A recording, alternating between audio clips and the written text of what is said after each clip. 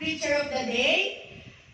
Ihanda po natin ang ating mga pandinig, ang ating puso, para po sa pakikinig ng mabuting salita. Tinatawagin ko na po ang ating mahal na pastor, Oscar Laan.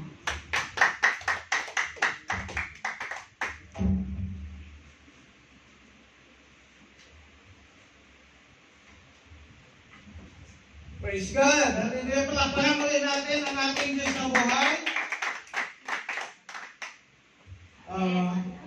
Magandang at mapagpalang araw po sa ating lahat, sa ating mga kapatid na naka-connect via Zoom. I believe that today the Lord will give us something that will give us the knowledge about deliverance. So, ang ating pag-uusapan po sa araw na ito ay tungkol sa pagkaroon ng kalayaan na ito po ay nakukuha lamang po natin sa pamagitan ng ating Panginoong Jesucristo. So, ito ay pinamamagatan ko po na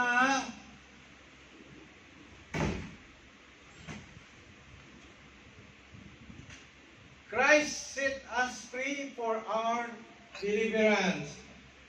At ang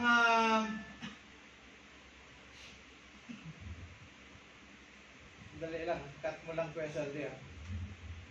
Hindi gumagana na? Ano ko muna, boss. Ang title po na ating pag-usapan sa umagang ito o hapong ito ay tungkol sa topic na deliverance. At ito ay may pamagat na Christ set us free for our deliverance. The objective of this preaching is to show you the meaning of deliverance. Number 2, to show the reality and works of evil spirits. To show the open doors that will give the devil to enter a person's life. And number 4, to teach how to be delivered from the works of Satan. At ang ating teksto ay hinango ko sa Galatians chapter 5 verse 1. Sinabi dito, it is for freedom that Christ has set us free. Stand firm then and do not let yourselves be burdened again by a yoke of slavery. Tagalog, malaya na tayo dahil pinalaya tayo ni Kristo. Kaya magpakatatag kayo at huwag nang magpaalipin pang muli. Tayo ay umuko at tayo manalangin. Hallelujah, Panginoon. Lord, sa oras na ito kami, Panginoon, ay lumalapit sa iyong harapan, O God. Lord, sa pangalan ng aming Panginoong Jesucristo at sa presensya, Panginoon, ng iyong banal na Espiritu, kami, Panginoon, Lord God, ay nagpakumbaba, Panginoon. Itinataas ko, Panginoon, ang mensahe na iyong ipaparating sa aming lahat, O God, sa araw na ito. Lord, ikaw, Panginoon, ang magsalita, Lord, sa harapan ng iyong mga anak, O God. Lord, sinabi mo, Panginoon, Lord God, na we are not living only in the bread alone, but Lord, we should also feed our spiritual life, O God, with the Word of God. Lord, Panginoon, I know, O God, that this message, Lord, will give, Lord, knowledge, Panginoon, to your people, O God, how to be delivered, and let them see, Panginoon, kung paano, Panginoon, namin mapaglabanan, Lord, ang mga gawa ng kalaban namin, O God. Lord, sa oras na ito, Panginoon, I let the Holy Spirit, Lord, to minister to each and every one of us, O God. Let this word be, have a clarity, O God, and be understand, Lord, very, very well by your people, O God. At anuman, Panginoon, ang balak ng Diablo na gambalain o i-distract ang mga anak mo sa kikinig ng salita mo, Panginoon. Right now, Panginoon, Lord God, ito, Panginoon, ay aking sinasaway, Panginoon, Lord God. Hinaharangan sa pangalan ng Panginoong Jesucristo, ang aming Panginoon na tagapagligtas. Greater is you, O God, that is in us than he that is in this world. I declare, Panginoon, Lord God, that today, O God, Lord, your people will receive, Panginoon, blessing, O God, that this will enhance, Panginoon, and increase, Panginoon, their faith in you. Lord, at makita nila ang kalooban kung sa pangalan ng Panginoong Jesucristo. Ito ang aming dalangin. Amen. Palakpakan natin muli ang ating Diyos na buhay. So, introduction. Okay, I followed the format that that is given to us, teach to us by in the Pipsol. So, na mayroong introduction, ano? The meaning of deliverance. So, ito yung meaning ng deliverance. It means to be taken from one place and released into another one. Like what happened in the book of Exodus, na kung saan ang mga Israelita noon ay pinaalis ng ating Panginoon sa pangunguna ng ni Moses, no? Pinaalis niya ang mga Israelita, inalis niya doon sa lupain ng Egypt, in the land of slavery, no? In the Exodus, at nilipat papunta doon sa land of the promised land, which is the Canaan. So, pangalawa po, it means to be rescued, no? At ng pangatlo po na meaning, it means to be set free. So, tayo po ay katulad din dati ng mga Israelita, na kung saan nung hindi pa natin nakilala ang Panginoong Hesus, tayo po is under slavery. Slave to sin. Tayo noon. No? Sunod-sunuran po tayo sa mga gusto ng ating kalaban, no? Sunod-sunuran po tayo sa gusto ni Satanas. So, deliverance is a God's kingdom overthrowing Satan's kingdom in your life. Okay? Ang pag-usapan nating deliverance nito ay yung pagpalaya sa mga spiritual na pagkaalipin ng diablo sa tao. No? Na naka-apekto ito sa physical, sa pamagitan ng pang-aapi, depression, karamdaman, no, sa katawan, at pagpahirap sa isip, no? Mental torture, at pagkagumon o addiction na tinatawag. No? So, sa buhay po natin, ano kaya yung mga naisip po natin na mayroon bang gagawin pa ba ang Diyos na tayo ay mapapalaya sa isang bagay na ito? Maaaring ikaw ay nagpapanigarilyo pa rin. No? So yan ay isang bagay na dapat mong hingin na ikaw ma-deliver dyan sa bisyo na yan. Mga vices, no? Alam ba, ikaw ay naging expression mo na yung pagmumura. So you need to know that, you need to realize that that is not, hindi yun kalugod-lugod sa harap ng Diyos, ang pagmumura. So you need to desire na ang attitude na yan ay dapat i-deliver ng Diyos sa iyo. Madali, ikaw, madaling magalit. Palaging nagagalit. O yung mga palagi kang nag-iisip na mga malalaswang mga isipin, no? Sa internet, parang gusto mo pang manood ng mga porn video. No? Mga bagay na hindi naging kalugod-lugod sa buhay natin na i-aspire po natin. Maring ikaw ay mahilig magsinungaling, maring ikaw ay mayabang, katulad ng sinabi ni Kuya Joe kanina, i-desire po natin na ang mag-glorify sa buhay po natin si God, hindi tayo, no? Yung God will increase and tayo ang magde-decrease. Diba? Ganun, no? So, may mga tayo ay maraming disobedience. Maaaring tayo ay puno ng pride, no? Kayabangan, mapagbataas. At tingin natin sa sarili natin, mas mataas kasi iba. No? Maaaring tingin natin, mas righteous tayo kasi iba. So, yan mga kapatid, ay dapat nating i-desire na ma-deliver tayo ng Lord sa mga bagay na yan. No? Maaring ang paglilingkod natin sa Lord ay may problema. Maaring wala tayong commitment, no? Sa paglilingkod natin sa Lord. We are serving God not from the bottom of our hearts. No? So, dapat nating ano yan, kapatid? I-desire na ma-deliver tayo ni Lord sa bagay na yan.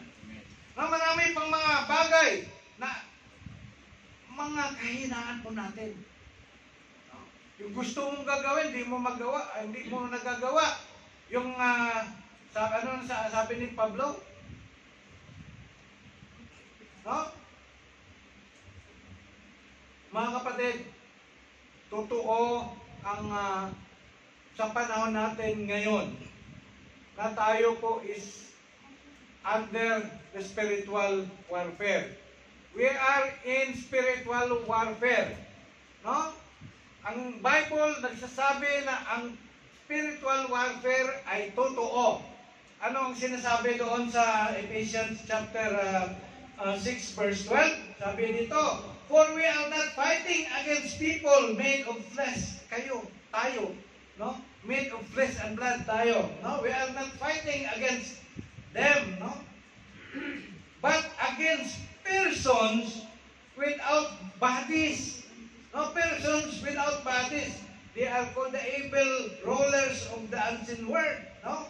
Those mighty satanic beings and great evil princes of darkness who rule in this world, and against huge numbers of wicked spirits in the spirit world. So ang kalaban natin, no, pag may tayo kagalit, ang kalaban natin, hindi yung kagalit natin, hindi yung kapatid natin, hindi yung asawa natin, hindi yung husband natin, no? Hindi yung amo natin, ang kalaban natin ay yung mga espiritu hindi nakikita. Masamang mga espiritu, mga masamang espiritu ang ating kalaban. Yung sinasabing satanic,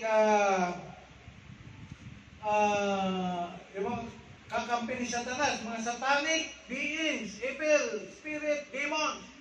No? So, sila po yung ating ang kalaban po natin. No? So, pangalawa,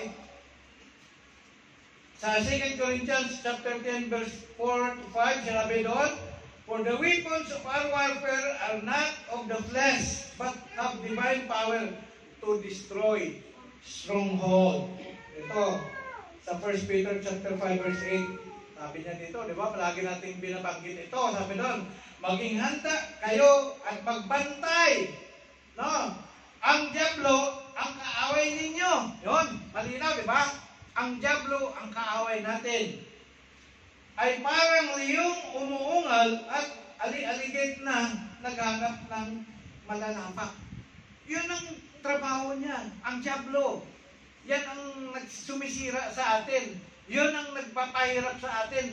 Marami siyang ginagawa para i-destroy tayo. Because in John chapter 10 verse 10, the enemy comes to steal, destroy, and to kill. But the Son of Man comes to give us life. No? A life that is an abundant life. So yan ang trabaho ni Satanas at ang mga demons. You know, ang demons, mga kapatid, they are also angels like Satan before.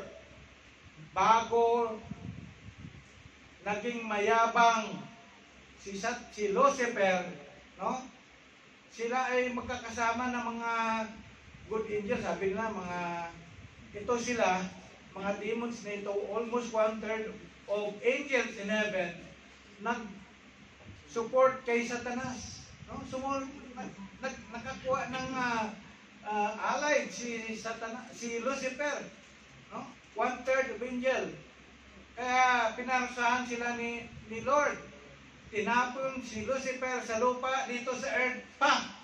Dito niya pinadala yung mga angel, yung mga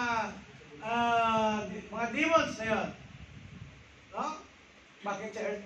Dapat sa Venus na lang, dapat sa Mercury na lang, dapat sa Mars na lang, dapat sa ibang galaxy, planeta na lang, pero dito pa rin sa earth na, no? Kasi may purpose. No? Ngayon, mga kapatid, because of that truth na nakita po natin, kailangan natin malaman kung ano yung mga ginagawa ng mga evil spirit nito. No? So ito sinabi doon sa the existence of demons in this world. Tama, yung sinabi ko na, totoo, di ba? Kasi bakit? Noong panahon ni Jesus Christ, in the New Testament, maraming mga tagpo na na-encounter ni Jesus Christ ang mga demonic spirit na ito, na sumanib, no? Nagpahirap sa mga tao that time. Ito Jesus confronted them, rebuked them, and also Jesus commanded His followers, yung mga unang disipulo, no, to cast them out of people. No? Then demons are evil spirits which the Bible says come to torment people as shown in the verses below. Ito yung ito yung nagpapatunay, no, yung mga na-encounter ni Jesus Christ noon. Sa Luke chapter 6 verse 18, sabi dito, who had come to hear Him and to behold. May mga tao na lumapit sa Kanya at makinig sa Kanya. Sabi. Okay? Lumapit sila to heal their diseases. And those who were troubled with unclean spirits. So may activity. No? Mayroong activity ang masamang espiritu, ang maruming espiritu na ito sa mga taong mayroong sakit at that time. Yung mga tao that time, nagkaroon ng sakit dahil sa activity ng masamang spirit, ng mga demonic spirit. Luke chapter 13 verse 11 to 13, sabi doon, no? And there was a woman, ito yung babae, no? And there was a woman who for 18 years had a sickness caused by a spirit. Yung sickness niya, ang dahilan nagkaroon siya ng sakit dahil sa masamang espiritu. No? And she was bent double and could not straighten up at all. No? So, when Jesus saw her, He called her over and said to her, Woman, you are freed from your sickness. No? Pinagaling ni Lord Jesus. No? Sabi niya, Woman, you are freed with your sickness. From your sickness. And He laid His hand on her. Dilihan pa rin ni Jesus Christ. No? Dilihan pa rin niya yung may sakit na yon. No?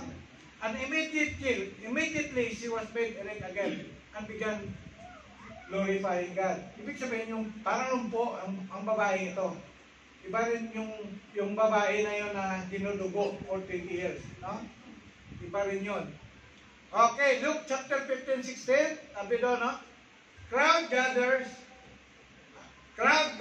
also from towns around Jerusalem, bringing their sick and those tormented by impure spirits. Tingnan mo, yung mga may sakit din, no? Ang dahilan nagkaroon din sila ng sakit because they are tormented by impure spirit, no? So, and all of them were healed. So dito pinakita na totoo na may diablo, may mga demonic spirit na nagkukos ng paghihirap ng tao. Totoo. Right? At even sa panahon natin ngayon, hindi na maraming mga tao na nagkakasakit, no? Because of the activity of demonic spirit sa buhay nila.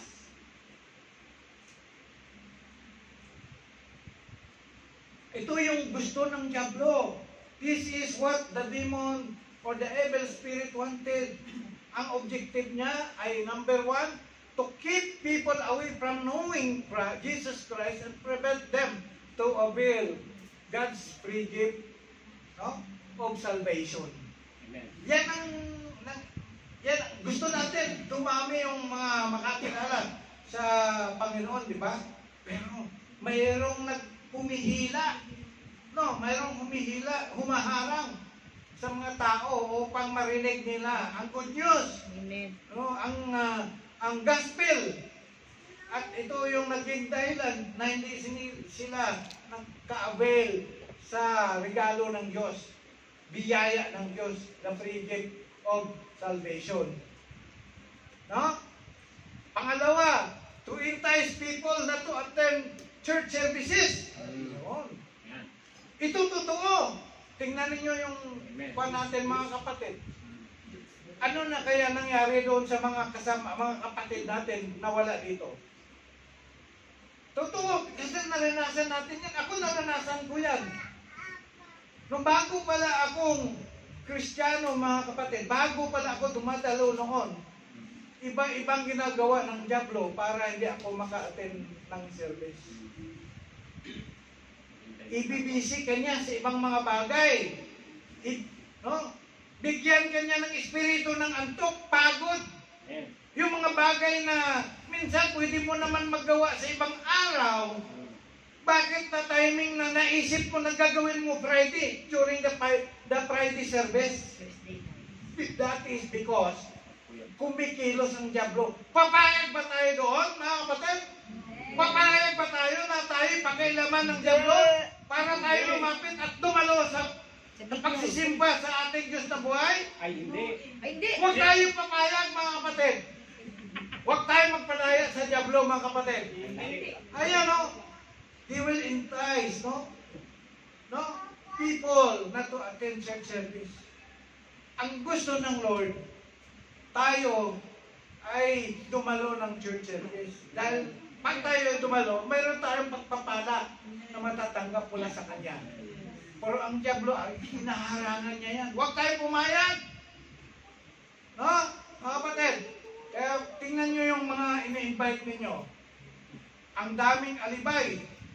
Naubos na yung mga rason, no, na ginagawa para lang mayroong masabi, no? Ako nga tatlo nang nagpangako sa akin na dadalo eh. Pero ngayon, no? Ilan yung wala dito? Lahat sila wala. Kuya Eli, tuwing invite ni Kuya Eli, nagnangako, yes. Oh, pagdating ng... At least nag-invite ka tayo. Oh. Pero, huwag tayo mainis sa kanya. No? Yung invite natin, bugbugin natin pa rin sa panalangin. Na mapakawala sila, ma-deliver sila dun sa ginagawa ng dyablo. No? Number 4, to put hindrance for believers for their prayer life. O yan. Bakit hindi nagiging constant, no? Yung ating prayer life, naging maayos sa ating prayer life. Bakit? May pagkilos ng dyablo dyan, no? Devotion, attending Bible studies, and discipleship seminars. Ayaw ni taning, ayaw ng dyablo na dumalo tayo sa mga bagay na yan. Bakit? Pag mag-attend ka ng Bible study, marami kang malaman tungkol sa salita ng Panginoon, tungkol sa Panginoon. No? You will see the truth and know the truth and it will set you free. Di ba? Yung devotion lang. Pag araw-araw po tayo, mayroong devotion, nagbabasa ng salita ng Panginoon, it will be a gain for us. Gain for us. Benefits for us. Ayaw ng dyablo dyan. No? Kaya ang gagawin niya, bibigyan ka niya ng ibang mga bagay na gagawin para hindi mo magawa ang bagay na yan. Tama o mali? Tama o mali? O yan. Number 5, to keep people away in loving and serving God. Yan. When we serve God, we should love the Lord our heart, with all our hearts, no? Yan, no? Ito yung naging dahilan na hindi makapaglingkod sa Panginoon. May pagkilos ng dyablo. Kumaharang ng dyablo.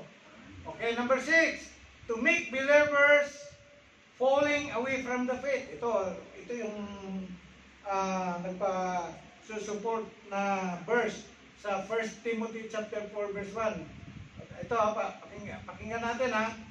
But the Spirit, no, Spirit, itong capital Spirit na ito, Holy Spirit yan. Okay?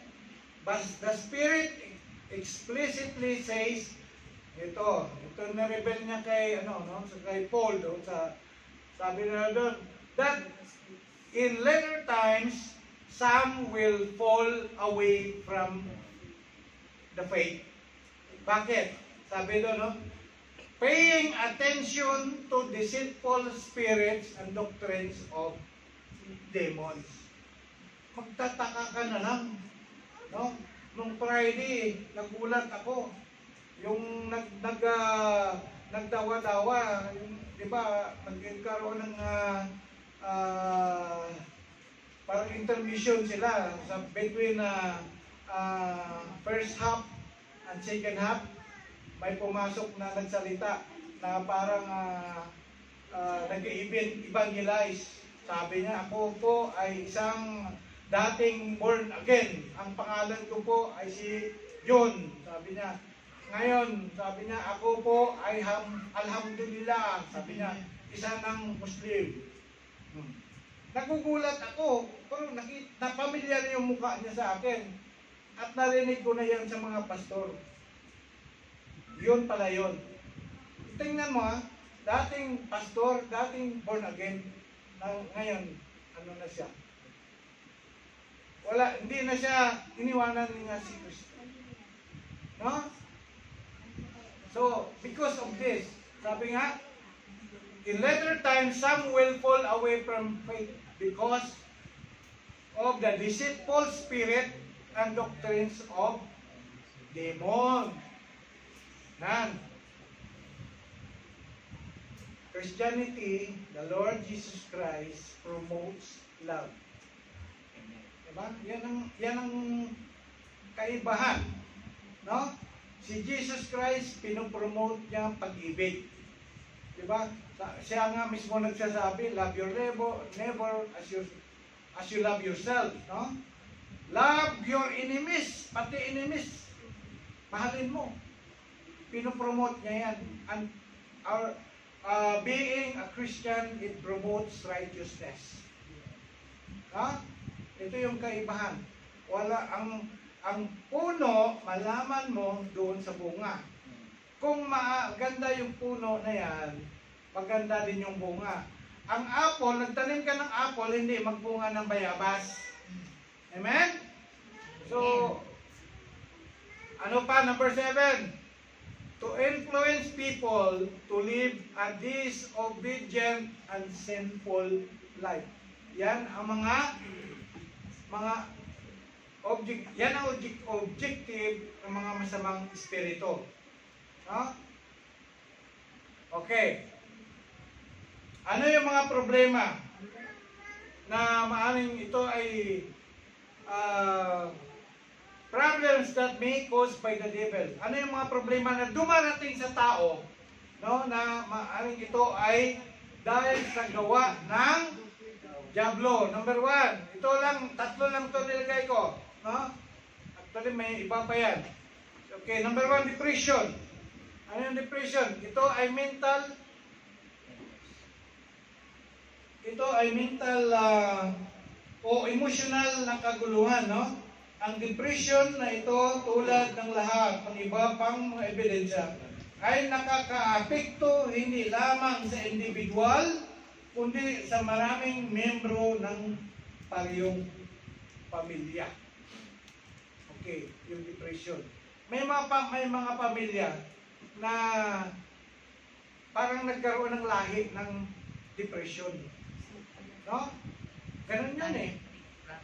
So, pangalawa, yung sickness. This is an infirmity which is unexplained and is usually always terminal. Okay? Something is in the bloodstream or DNA causes the same symptoms and illness to reoccur in the family tree. Ang sabi ng science, ito ay hereditary. Medical terms. No? Hereditary ang tawag dito. No? Ng mga sakit na ito. Ang sabi ng Bible, ito po ay generational curse. Anong halimbawa? Halimbawa, ang isang pamilya na lahi ng mga maraming nagkasakit na diabetes. O di kaya, ano pa yung mga sakit? Lupus. Ito, totoo po ito sa side ng first wife ko. Marami sa kanila ang nagkaroon ng sakit. Yung pamangkin lang niya na babae, anak ng kapatid niya. Di ba yung unang wife ko, Sister Pilar, namatay dahil sa lupus? May mga pinsan siya na nagkaroon ng lupus, tapos yung pamangkin niya nung nakaraan, I think 3 years ago, 4 years ago, nagkaroon din ng lupus. Because it is in their blood. Sa science, hereditary. But in the Bible, the Bible called it sumpa. No? At ang sumpa nito, related ito sa ginagawa ng diablo. No? Mamaya, lalong maunawaan po natin ito. No? Okay. Yung addiction. Addiction. Ang addiction, which are always driven by spirit of death to prematurely cut short the person's life, such as alcoholism, yung talamak sa pag-iinom, aga pa lang nakahinipra na, di ba? Maaga pa lang ginawa ng kape ang anyos, no? Ang drug taking, marijuana, shabu, cocaine, no? Immorality, adultery, and divorce. It can also be evident in the family with multiple members struggling with addiction. So dito, tingnan natin, no? Itong addiction na ito, ang isang tao ma-addict sa alcohol. Madali mamatay. Kasi addict sa paninigarilyo. Sinisira yung niya, yung baga. No?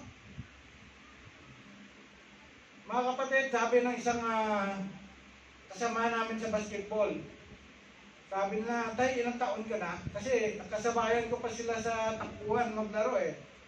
Sabi ko, ano sa palagay mo? Sabi niya, mga around 50s ka pa tay, kasi tumatakbo ka pa eh. Sabi ko, alam mo, 63 na, mag-64 na nga, nagulat sila eh.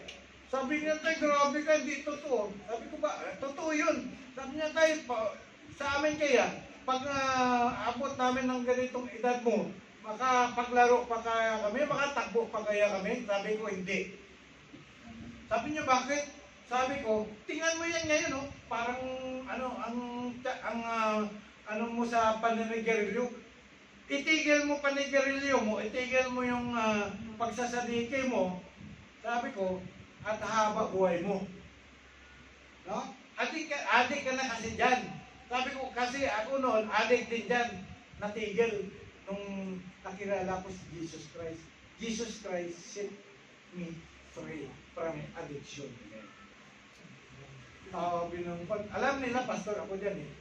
Kaya, minsan nga, sa paglalaro, ginagamit ko. Kasi tatay, nakita ni tatay yung bola, hindi ko nakaapak, sabi niya sa linya. Sabi, tanong sa tatay, pastor yan, hindi yan magsisinungaling. Sabi ko, ako, tanungin mo kung nakatapak ka sa linya, hindi ako magsisinungaling, hindi ko nakita, kaya hindi ako makapagsabi, blind na po ka. So mga kapatid, ayan o, may mga pintuan, okay, there are doors that is open, no, that will give the devil a foothold in person's life. No? Ito po ay parang katulad, no? Ito ay parang katulad ng pagbibigay sa diablo ng 100 upang mapasok niya at pahirapan ang buhay ng isang tao. Ano itong mga pintuan na ito? Dapat natin alamin din ito, Ito number 1, siyempre, kasalanan.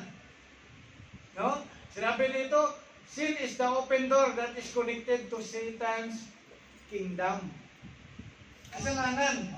Oh, sabi doon, 1 John 3, chapter 4, whoever commits sin also commits lawlessness, and sin is lawlessness. And 1 John chapter 3, verse 8, sinabi dito, he who sins is of the devil, for the devil has sinned from the beginning. Pero may karugtong naman yan. No? May karugtong na maganda. For this purpose, ito yung maganda, for this purpose, the Son of God was manifested that He might destroy the works of the devil. We are all sinners. All have sinned and fall short of the glory of God. Dati, namumuhay tayo sa kasalanan. Pero nung nakilala natin si Jesus Christ and we surrendered our life to Him and we accepted Him as our personal Savior and Lord, we are already redeemed. We are already set free from that open door of sin, no? In our life. So Ephesians chapter, sa Ephesians chapter 4 verse 26 to 27, sinabi din, be ye angry and sin not. Let not the sun go down upon your wrath, neither give place to the devil. Huwag daw natin bigyan ng puwang, huwag daw natin bigyan ng lugar, no? Ang diablo. Amen. No? Upang hindi natin siya mabigyan ng open door para makapasok sa ating buhay. Sabi niya, deal sin through repentance. Kailangan po natin magkaroon ng repentance, whatever sin, kung ano mang kasalanan na na-realize natin, na nalaman natin, na ginagawa natin, magkaroon po tayo ng repentance. No? And Satan grip over your life is diminished. Sabi nga doon, no? If we will repent, Satan's grip over your life will diminish. Ibig sabihin ng diminish, hihina ang kanyang paghawak niya sa buhay natin. No? But we will not agree that na hinawakan niya tayo. Iiwas tayo. Iwasan natin na hawakan niya tayo. Huwag tayong pumayag na mag-alaw na hihipuin tayo ni Satanas. Dapat ang hihipo lang sa atin ang banal na Espiritu. Amen? Amen. No? Amen. So, ito po mga kapatid. The open doors that may give Satan a legal rights to a person's life are the following. Prenatal abuse. Ito po yung halimbawa, ikaw, yung isang babae ay nabuntis nabuntis ng boyfriend niya na hindi pa sila kasal. Nagalit ang magulang. Ano yung in-utter ng magulang? Nagkaroon ng hindi magandang salita ang magulang. Ang batang niya, hindi ko matanggap. Oh. Kasi hindi mo nantay na ikaw ay makatapos ng pag-aaral at ikaw ay pag-asawa. Hindi mo asawa yung boyfriend mo nakabuntis sa'yo. Kaya, yan, hindi ko matatanggap. Nagkaroon ng rejection. Ang bata, nasa loob pa lang. No? Mayroon ng mga negatibong mga salita. Hindi yan, no? Yung dineclare na niya. Ng batang yan, lalabas yan isang taon. Anong term dyan? Bastardo. Isang bastardo. No? A child, no? Na outside ng gawa, outside of marriage. Number 2, yan ay a sinful acts and habits like katulad nung binanggit ko kanina, addiction, yung pagiging drunkard, no? Mahilig sa violence, no? Number 3, idle words. Mga walang kabuluhang mga salita. No, towards oneself or receiving from others. Kung ano yung mga binanggit ng mga kasamaan mo, even ikaw, pag sinabi mo, di ba, ay, wala na talaga akong pag-asa. Hanggang ganito na lang ako. Ang tanggapin ko na lang. Ay, binanggit mo inatter mo Remember that life and death is in the power of our tongue. No, it is a word that is out of faith from God. No, parang, no, okay na ako dito. Wala na talagang pag-asa. No? Tapos nag-utter ka rin. Ikaw, hindi ka aasinso. Sabihin mo sa anak mo, dahil matigas ang ulo mo. Hindi ka aasinso. Never to do that in your children. Binanggit mo No? Binanggit mo na ang mga negative words. No? Para dun sa, ikaw nakikita ko, wala kang pag-asa. Diba? Mga ganun, ano? So you give the door, binigyan mo ng daan ang diablo upang makialam, upang magkaroon ng activity doon sa sinabihan mong tao. No? Lalo na sa mga mahal mo sa buhay. Sabi nga na pala, do not curse, but pray. Diba? Ano pa? Fornication. Sexual relationship outside marriage. Ito yung isa ring area na kung saan binigyan mo ng puwang ang diablo na makialam sa buhay mo. If you involved in fornication. Okay? Disobedience to God's word. Ito yung sinadya na pag-disobey. No? Alam mo, sinabi na ng Bible, ganito, sinabi na ng salita ng Panginoon, thou shall not, thou shall not. Tapos, dinisobey mo pa. Diba? Ano ngayon, dalang uri ng kasalanan? Sin of omission and sin of commission. Yan ang dalang uri ng kasalanan. At, yung number 6, idolatry. Worshipping of false God. May ano yan? No? Nung panahon ng Israel, gumawa sila ng sarili nilang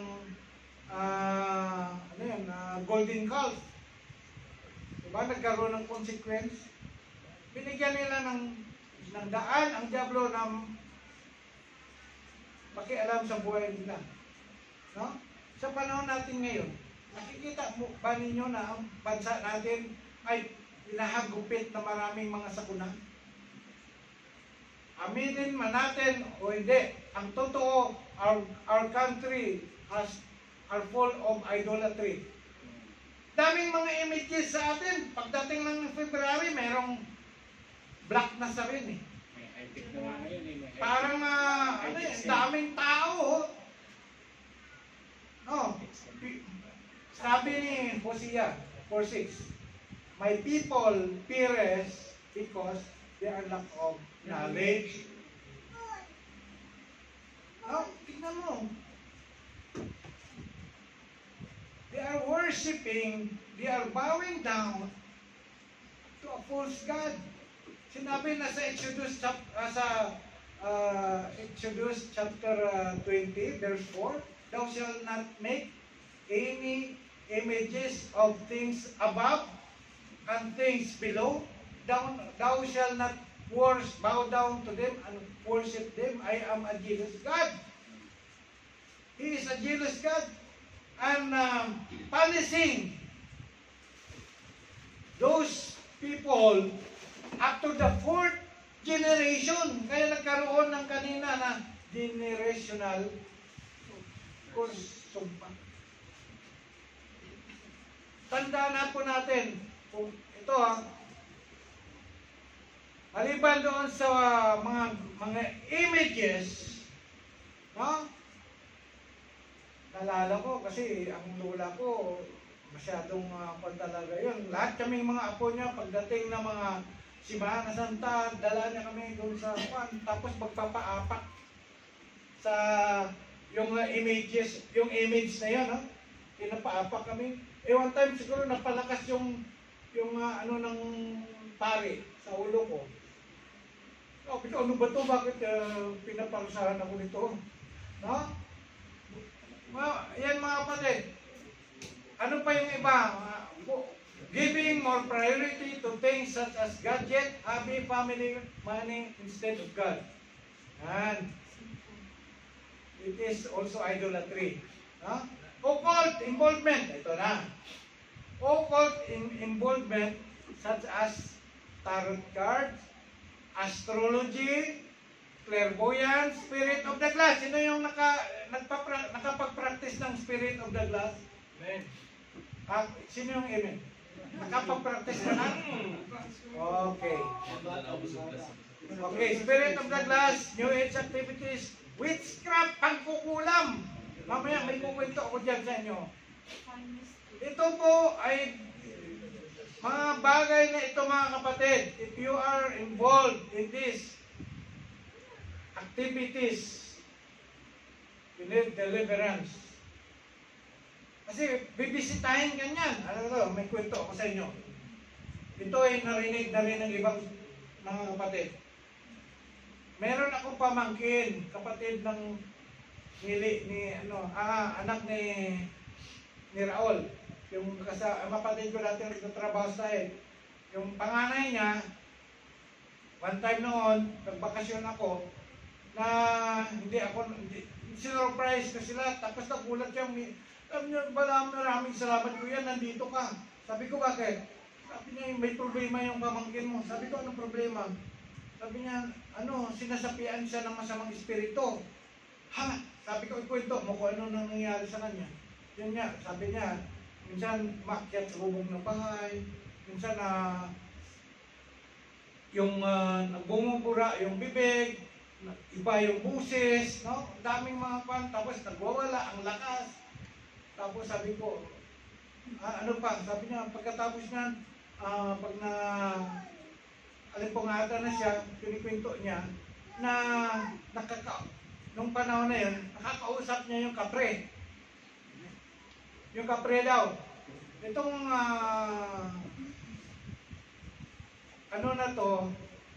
yung nakakausap niya, sinumbatan siya, binigyan siya ng paalala. Sabi niya, wag ninyong kalimutan na mayroon kayong obligasyon sa akin. Sabi yung masamang espiritu na yon. Sabi ng pamangkin ko daw, sabi niya, ano ba yon?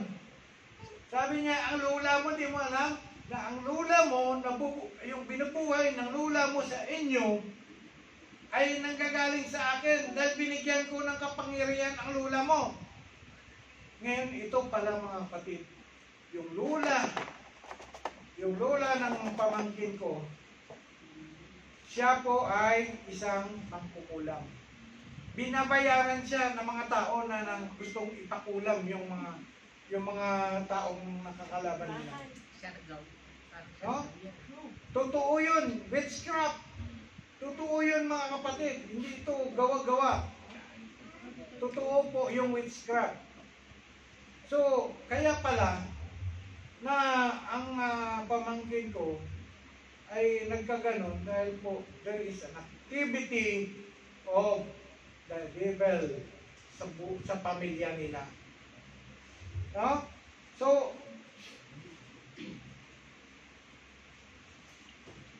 number 8. Mamaya, ikuan ko yun. Ipagpatuloy ko. Unforgiveness and bitterness. In Ephesians chapter 4 verse 27, and do not give the devil an opportunity to lead you into sin by holding a grudge or nurturing anger or harboring resentment, all cultivating bitterness. Hindi pala maganda, no, mga kapatid, na magtanim po tayo at mag-ipon ng sama ng loob sa ating buhay. Amen. Dahil po, kung mayroon po tayo niyan, i-cultivate yan, parang bini yan eh, na nakatanim dyan, aalagaan ng dyablo yan. No? Yung binhi na yan hanggang lumaki, hanggang mamunga. No? Itong yung bitterness na ito or anger, maraming napapahamak dahil sa sobra nilang galit, nakapatay ng tao. Madaling magalit. No? Anumang hindi pagpatawad na itago mo sa iyong puso ay magbibigay kay Satanas ng legal na batayan para makapasok sa iyong buhay. Ang malagang magpatawad ka at payagan ang iyong sarili na malinis mula sa anumang kapaitan. Dapat i-release po natin ang forgiveness. Huwag tayo magtanim. Huwag tayo magtanim ng sama ng loob. Ang itatanim po natin pag-ibig. Amen. Sa buhay po natin. Dahil po ang Diyos natin ay Diyos ng pag-ibig. So dapat tayo gagayahin natin si Kristo na kahit ano ang ginawa sa Kanya, nagawa pa rin niyang sabihin sa Ama, Father, forgive them because they do not know what they are doing. Dapat magkaroon din po tayo ng ganung Christ-like character. Nothing is impossible for God. No? So, in Hebrews chapter 12 verse 15, looking carefully lest anyone fall short of the grace of God, lest any root of bitterness and springing up cause trouble, and by this many become divided. Yan ang sinasabi ko nina. Okay, these open doors to sin have consequences which the Bible called curse. Itong mga kasalanan ito or open doors to sa kasalanan na ito ay mayroong consequence na mag-lead sa tao na magkaroon siya ng sumpa. The Bible calls curses. No? Curses are invisible powers of evil that comes to restrict, bind, and hinder any blessing of God from manifesting in a person's life. Parang ito yung pumipigil, no? So, ito. Sabi dito, curses are usually accompanied with depression, confusion, and constant resistance to ever being able to move forward in life. It is an invisible chain, parang yung nakakadina, no? Invisible chain holding back a person to receive the blessing of God. Merong parang kadina na hindi ka nakaka-move forward, pumipigil sa'yo. Parang mga taong nasa kulungan, na may kadina yung paa, may kadina yung kamay, hindi sila maka-move forward because of that chain. No? Ito po yun.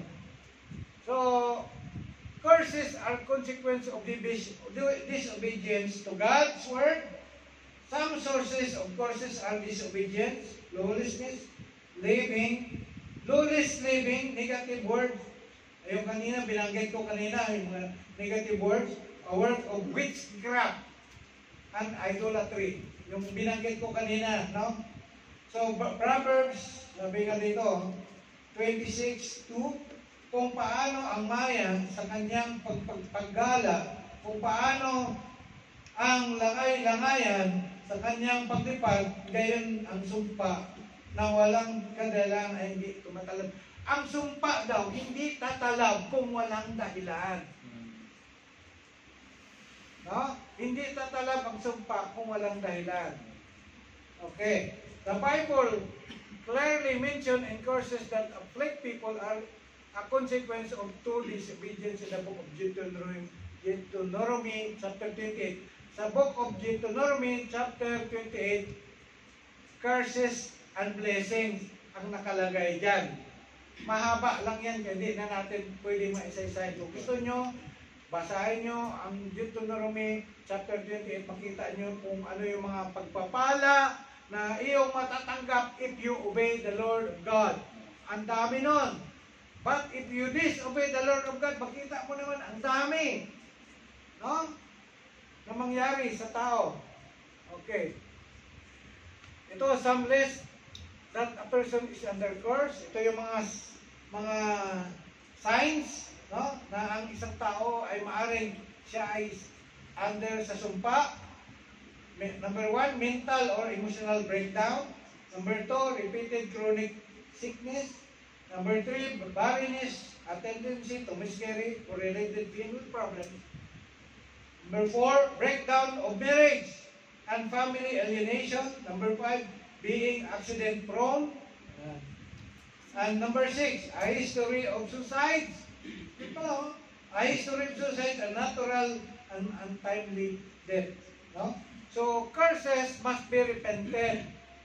Ano may nakita natin na naging dahilan bakit tayo nagkaroon ng sumpa, kailangan i-repent po natin yung dahilan na yun, yung causes na yun. Dahil yung sinabi kanina, ang sumpa, kung walang kadahilanan, ay hindi tatalaw. No? So, they just don't go away on their own, and the worst thing a person can do is to consult with witchcraft. Ganon sa atin eh. Kapag may mga ganitong naramdaman nila na may pupunta sa albularyo, di ba? Yun ang pa-check na natin. Check mo nga itong problema ng anak ko,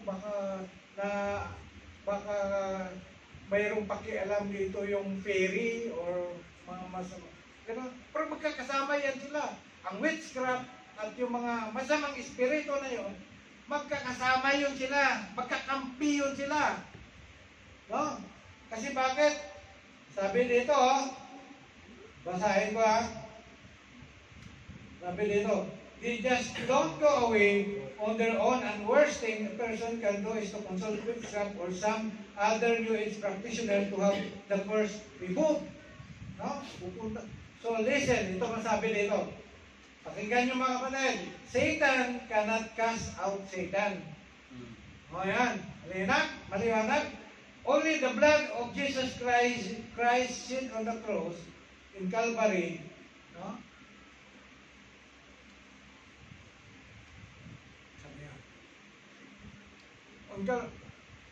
Has the power to dissolve any force. Hindi pwedeng yung evil spirit, i-cast out niya yung evil spirit. No? So yung mga witchcraft na yan, magkakasama yan sila. Okay, next. Deliverance. Deliverance from the works of Satan. Okay. Deliverance is God's kingdom overthrowing Satan's kingdom in your life. But first, you have to make a choice which kingdom you want to abide in. Sino yung karian ang gusto mong sundin? Mga kapatid, sa inyo, dalawa lang to ang pagpipilian. Karian ba ni Satanas o karian ng Diyos? Kingdom of God or Kingdom of Satan? No, kailangan po, mamili po tayo. No? So, ito, dahil sinabi din sa 1 Thessalonians chapter 5 verse 10, now, may the God of peace himself sanctify you completely, and may your whole spirit, soul, and body be preserved, blameless, at the coming of the Lord Jesus Christ. So when a person is born again, kung ang isang tao ay na-born again, it means you accepted the Lord Jesus Christ as your personal Savior and Lord. Okay? And their spirit, okay, is filled with the Holy Spirit. Dalawang espiritu lang pwedeng sumanin sa tao. Masamang espiritu, evil spirit, and the Holy Spirit. Dapat ang espiritu natin, ang mamalagi dito ay banal na espiritu. Tama o hindi? Hindi masamang espiritu. Alam mo naman yung product ng masamang espiritu. Diba? May product, may prutas, yung banal na espiritu. May product at prutas din ng masamang espiritu. Maraming gagawin ang masamang espiritu para ikaw ay hilain palayo sa kalooban ng Diyos. Mamuhay ka ng hindi ayon sa kalooban ng Diyos. Gagawa ka ng mga kasalanan, gagawa ka sa mga bagay na hindi nalulugod ang Diyos. Yan ang mga binanggit ko kanina. No? Hindi ka niya i-entice ka niya na hindi ka magdalo ng gawain. Ikaw manghina. I-tempt ka niya. No? Ganun ang masamang espiritu. But the fruit of the Holy Spirit is what? Peace, love, kindness, faithfulness, self-control, gentleness, ano pa? Yun ang ano ng banal na espiritu, may prutas, maganda. Yung magandang, papiliin po tayo mga kapatid, piliin na po natin yung magandang prutas. Huwag yung sirang prutas. Amen? Amen. Yun. Masarap kainin yung magandang prutas, mga kapatid. So, to fight Satan or the devil or the evil spirit, we need to know that God gave us authority. Binigyan po tayo ng authority, power, to trample the snake and the scorpion, to destroy the works of the enemy. So, ano pa to? Ito na yung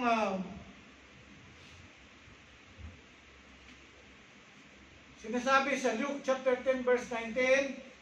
Sinabi doon, behold, I have given you authority to tread on serpents and scorpions and over all the power of the enemy. And nothing shall hurt you. Luke chapter 9 verse 1. And he called the 12 together and gave them power and authority over all demons. And to cure diseases. Yan dapat alamin po natin. Merong binigay ang Diyos sa atin na kapangyarihan at authority. Yung authority na ibinigay sa unang mga disciples ni Jesus Christ, ay ito ibinigay din niya sa atin ngayon. Because we are children of God. Amen? Dahil tayo anak niya. Greater is He that is in us than He that is in this world. Binigyan niya po tayo ng kapangyarihan na upang mapagtagumpayan, malupig po natin ang ating kalaban, mga masamang espiritu. Huwag tayo matakot, mga kapatid, sa mga masamang espiritu, because God did not give us the spirit of fear, but He gave us the spirit of power and sound mind. Hindi niya tayo binigyan ng espiritu upang tayo maging matakotin. Binigyan niya po tayo ng espiritu ng kapangyarihan at tamang pag-iisip. Amen? So dapat pag tayo po ay gagamitin ng Diyos, na encounter po natin na may isang tao na sinapian ng masamang espiritu, tatakbo ka ba? Matatakot ka ba? Kasi maraming ganun eh. Ayaw lumapit. No? Ayaw lumapit para paalisin yung masamang espiritu na yon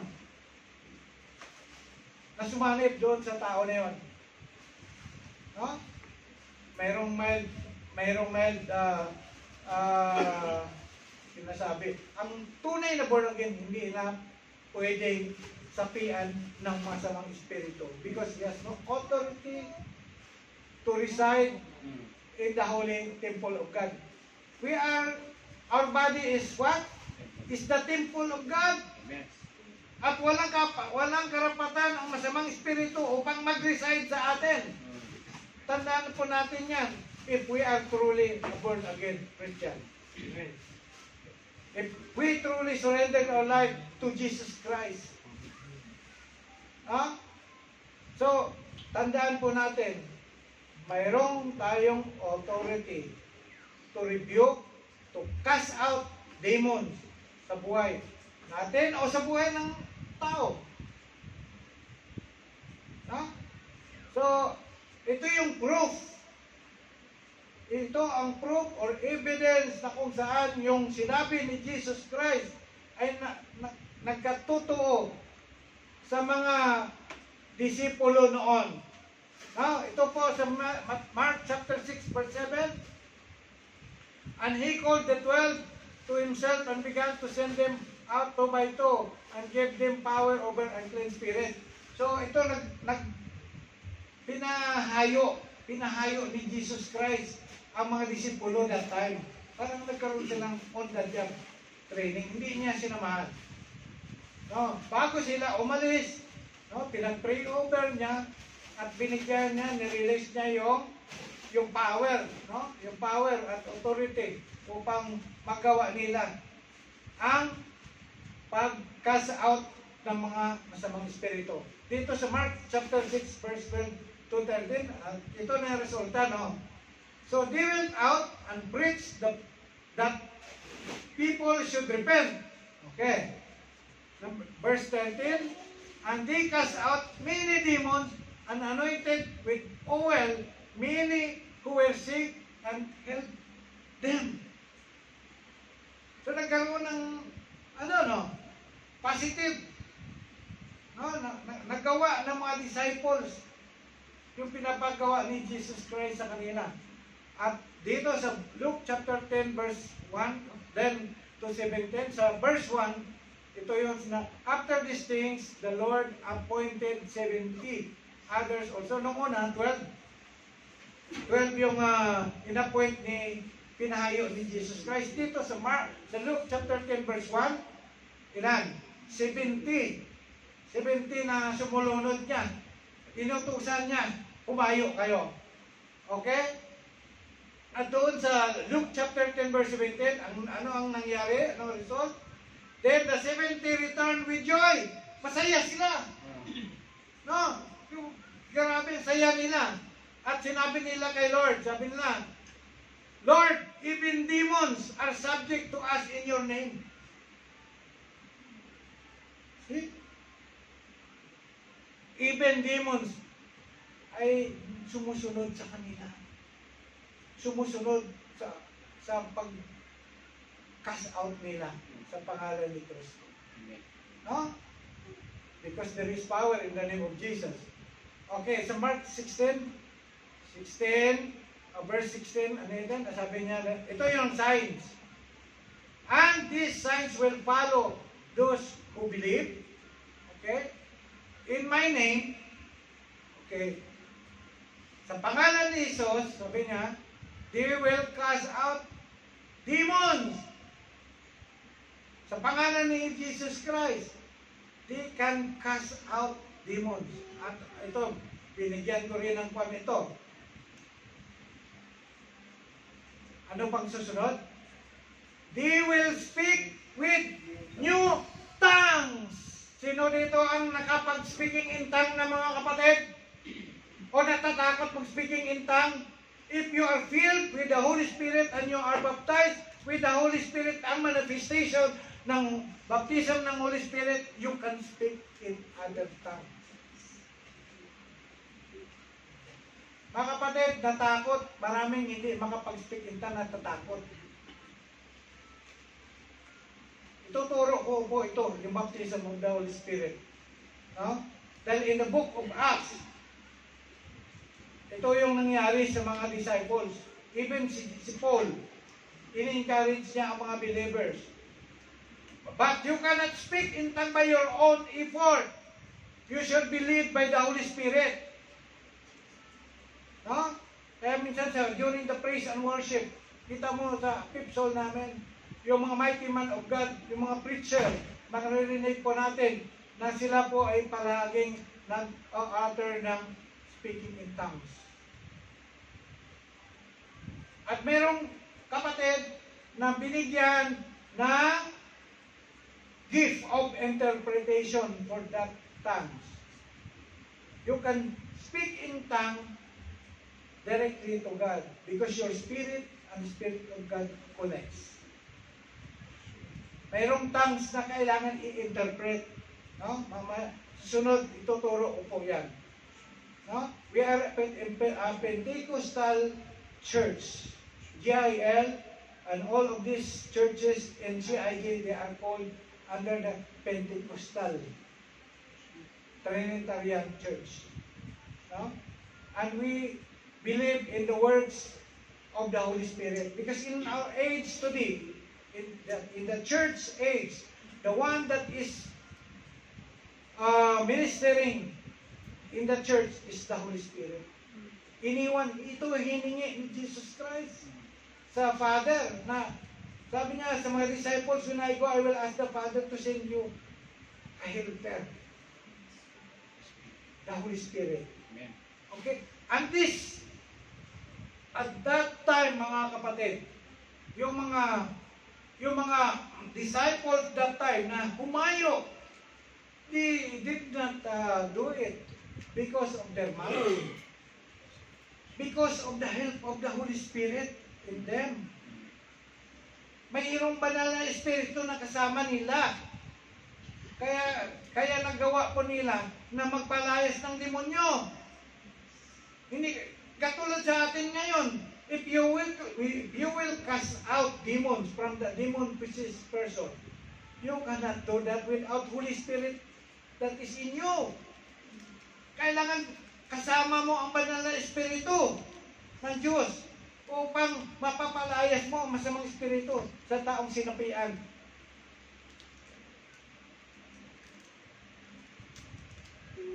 Amen? Malinaw? Okay. Ito, anong gagawin po natin? Things to do in fighting forces of evil. Okay. Number 1, remove things that belong to the devil. Remove things that belong to the devil. Kung sa palagay mo ay inaatake ka ng puwersa ng masamang espiritu, dapat mong iwasan ang spiritism at mga kaugnay na gawain. Dapat mong ihagis o sunugin ang anumang mga bagay na may kaugnayan sa mga puwersa ng demonyo. Sa Acts chapter 19 verse 19, sinabi doon, those who practice magical arts brought their books together and burned them up before everybody. Ano pa yung mga, minsan may mga anting-anting. Narinig ba niyo yon? Yung mga anting-anting, mga talisman, Yung mga bertod. mga bertod, yung mga bato na ininom, mga bato na ininom. Ano mang mga bagay na yan na may connection sa masamang espiritu, dapat yan ay i-give up. Amen. Para walang foothold sa pakipaglaban po natin sa masamang espiritu, kailangan po natin alisin yung mga bagay na sunugin. I-give up po natin. Amen. Otherwise, mayroong doors, mayroong foothold ang kalaban sa atin. Baka mamaya katulad nung mga magician sa Book of Acts, narinig nila na makapangyarihan yung pangalan ng Panginoon ginagamit ng mga disciples. Ginamit din nila. Anong nangyari sa kanila? Hinabol sila ng masamang espiritu, yung mga magician na yun. Hinabol sila ng masamang espiritu. At sila sinaktan.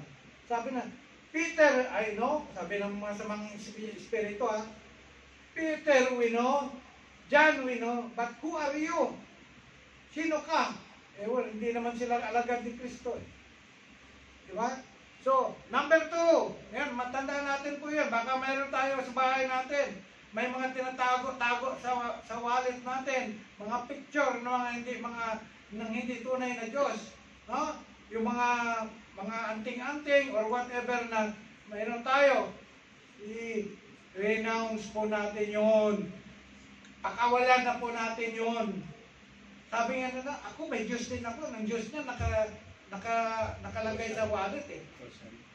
No? Yung mga rosary na yan, it is not belong to God. No? Mga anting-anting. No?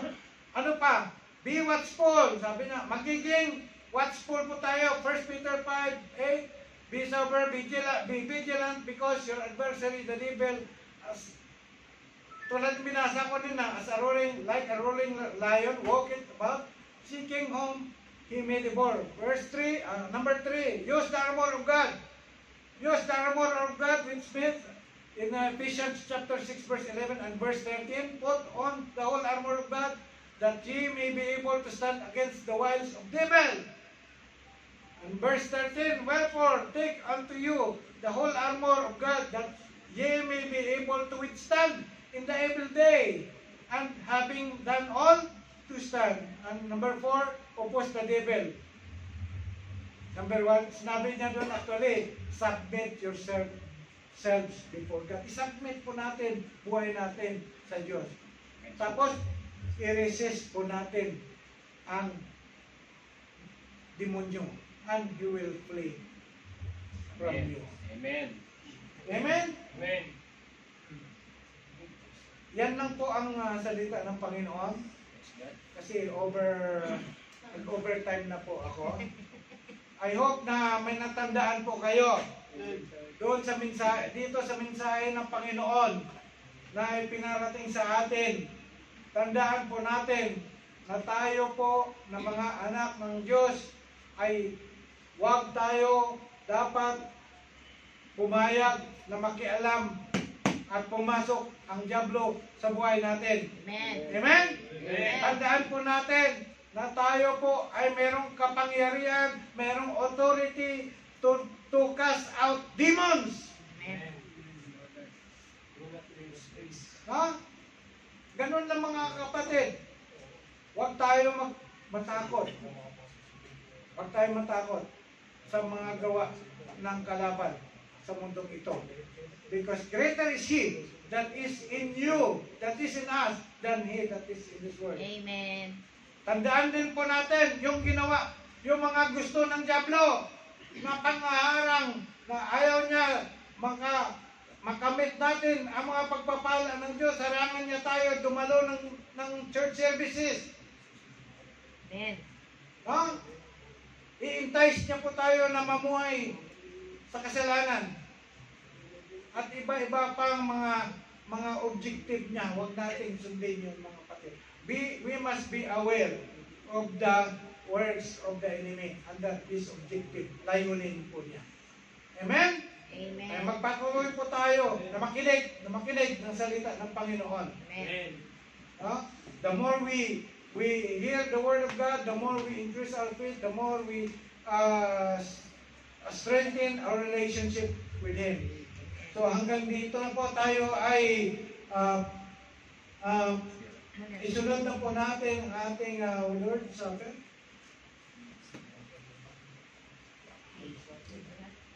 So, meron po, kung wala po tayong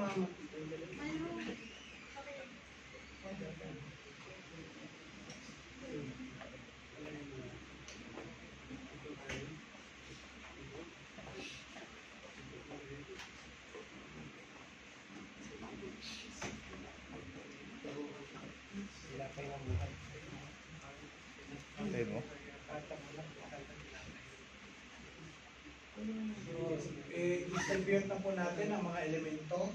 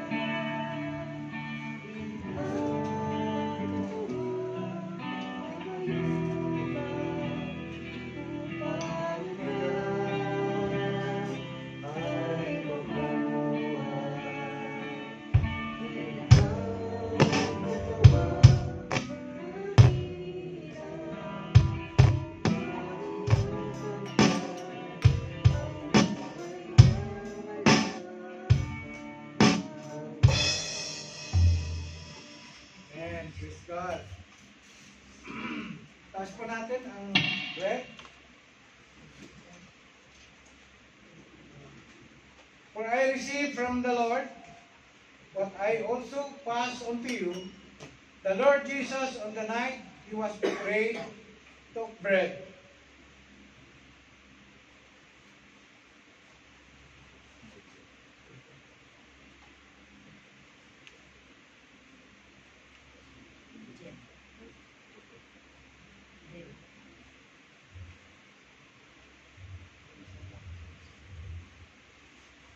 Ipagtaas natin ang tinapay na ito bilang simbolo ng katawan ng ating Panginoon Jesus. Panginoon, na nilalapit namin ang aming mga katawan sa iyo, Panginoon, na maging dalisay, Panginoon, sa pagtanggap namin, Panginoon, ang bahagi ng iyong katawan, Panginoon.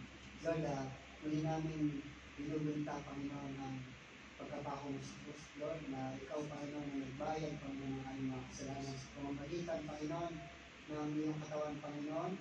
Lord, sa pagbalisa ng pagkain ito, ng tinapay nito, Panginoon, ay yung simbolo, Panginoon, ng iyong katawan, Panginoon. Lord, salamat sa pagmamahal at pag-ibig niyo na ibigay sa bawat sa amin na ipatuloy namin maranasan, Panginoon, pagmamahal mo sa aming buhay. Hallelujah, Lord, tinataas ka namin sa aming buhay. In Jesus' name. Amen. And when he had given thanks, he broke it and said, "This is my body, which is for you. Do this in remembrance of me."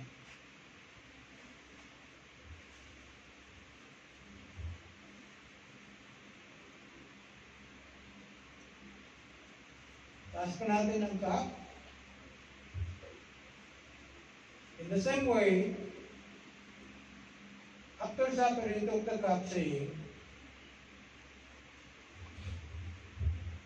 Hallelujah. Hallelujah. Lord, patuloy natin inaalala at pinapasalamatan ng kadakilaan, Lord. Lord, ikaw ay magpako sa krus ng Kalbaryo dahil sa pagkakasama ko. Lord, ang iyong dugo ay tumanap ko, Lord, dahil sa aming makasalanan. Lord, bless this wine, O Lord, na nagsisipuloy ng iyong dugo na siya nagtubos sa amin sa pagkakasama, Lord.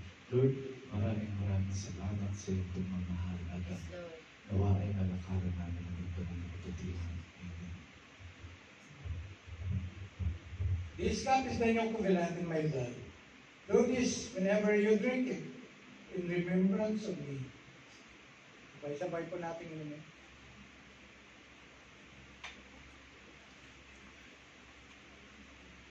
For whenever you eat this bread and drink this cup, you proclaim the Lord's death until He comes. Para natin. Father, we thank you, O God, Lord, sa hapong ito, Lord, na kung saan, Lord, matagumpay, Panginoon, na kami, Panginoon, ay nakinig ng mga salita mo, Lord. I do believe, Father God, that you are the one who want us to hear this word, O Lord. Na ikaw, Panginoon, Lord God, ang aming, you are the strong tower, O God. Lord, you are the one who provides us the way for our deliverance, Lord. It started when you sent your beloved Son, Jesus Christ, as our personal Savior and Lord, to set us free, Father God. You redeem us, O God, from the words. Lord, you set us free and delivered us from the words of the enemy. Yes, Lord. We believe, O God, that Lord, right now, as we heard this word, you have given us, O God, assurance, O God, that Lord, that whenever, O God, we encounter, O Lord, and we discern any activity of demon in our surrounding, sa mga tao, Panginoon, Lord God, sa mahal namin sa buhay, Lord, you have given us the authority to cast out demons. You have given us, Lord, the power to trample the snake and the scorpion. We cannot do this, O God, with our own effort, but because you are with us, O God, you are greater than he that is in this world. Father, we thank you, Lord. I speak deliverance, O God, to all your people, O God, in this place. Revive, Panginoon, Lord, your people, O God. Revive this church, O God. Deliver them in kung ano mga bagay na dapat, Panginoon, Lord God, sila i-deliver, Panginoon, from vices, Lord. Any bad attitude, Lord. Mga bagay na hindi ka nalulugod, Panginoon. Even fear, Panginoon, Lord God. Lord, you called us, Lord, as your people, O God. We are the holy nation, O God, that belongs to you, Panginoon. Lord, I pray, Panginoon, that you will guard our mind and hearts, O God, and give us the spirit of discernment, Lord, that we will be able, O God, to determine the scheme, Father God, of the evil one. Father, we know, Lord, that in this world you allow the enemy to roam around, O God, like a roaring lion. But Lord, we believe, Father God, that your people will be vigilant, O God, will be sober, O God. And Lord, we will become, Panginoon, your people, a victorious people, O God. I speak, Panginoon, blessing upon blessing sa mga kapatid namin na narito, O God. Lord, even sa mga kapatid namin na palagi, Lord, inuudyukan ng kalaban, Panginoon, na hindi dadalo ng gawain, espiritu ng katamaran, anumang mga dahilan, Panginoon, na mayroon sila, Panginoon, Lord God, cultivate in their hearts, O God. Lord, na magkaroon, Panginoon, sila, Panginoon, ng kauhawan.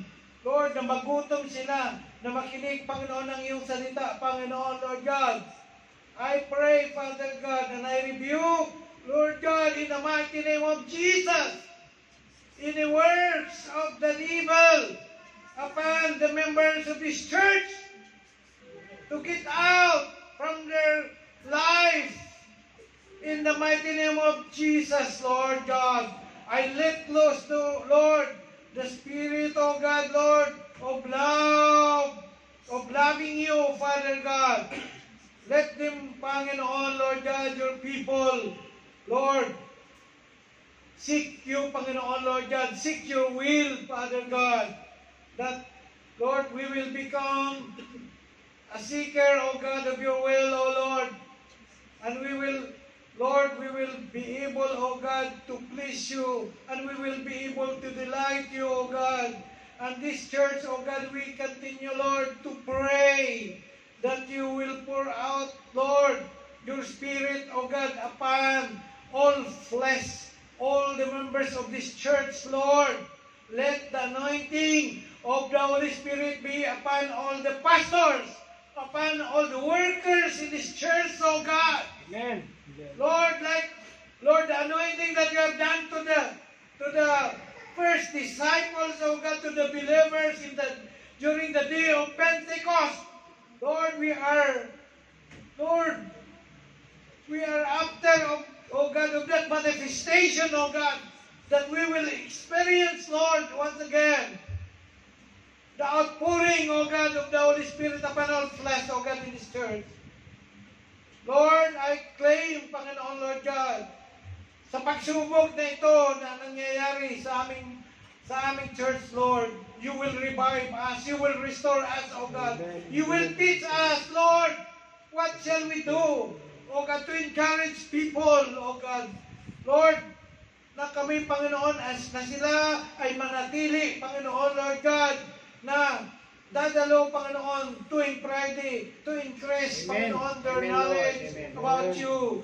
And, Lord, I know, Panginoon, Lord God, that the enemy is working, Panginoon, hindi namin nakikita ang pagkilos niya, but we know, Panginoon, Lord God, we are not magnifying their powers, O God.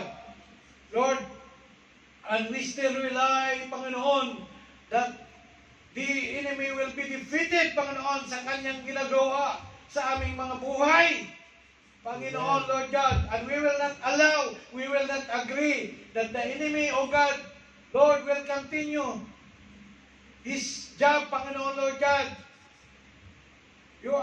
We are victorious, Panginoon, because of you, Lord Jesus.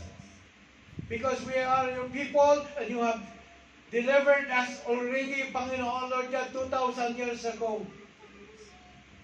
Hallelujah. Lord, I claim that even sa araw na ito, Panginoon, nakasama namin si Ate Johanny, O God, si Deborah. Lord, mayroon kang layunin na bakit mo binalik, Panginoon, na upang makasama namin si Ate Johanny. We pray that you will continue the good works, Panginoon, that you have started upon her life, Panginoon, na kung saan, Lord, magamit mo siya sa iglesia ito. Amen. Upang i-impart, Panginoon, ang mga knowledge na mayroon siya upang magkaroon palalo, Panginoon, ng maganda, Panginoon, na Lord, mangyari sa aming music ministry, Panginoon, to equip your people, O God, in the music ministry.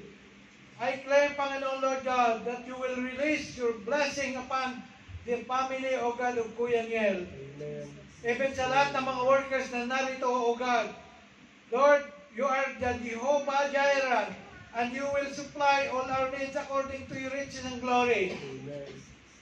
We continue, O God, Lord, to trust in you, Father. Because you are the God of yesterday, today, and forever. Heaven and earth will pass away, but your words will remain, O God. You are the God who promised to us, and you will finish it, O God. Thank you, God. Thank you, Jesus. Thank you, Holy Spirit. Father, this is what we pray. Amen.